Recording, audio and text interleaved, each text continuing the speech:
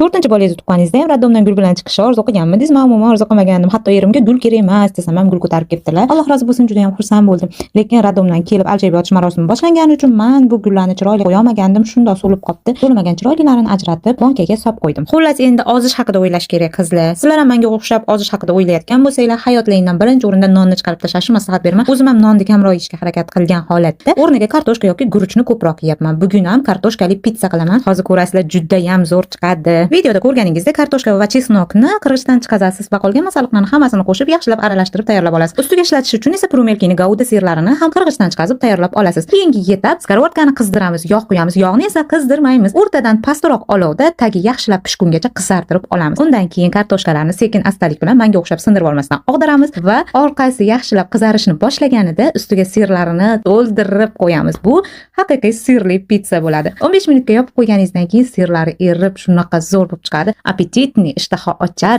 to'yimli narsa bo'ladi qizlar. Buni bolajonim yeyishidan ham bilsanglar bo'ladi. O'zimiz ham maza qilib yeb oldik. Qancha qilsangiz ham farzandlaringiz va o'zingiz to'ymaydigan shirin narsa bo'ladi.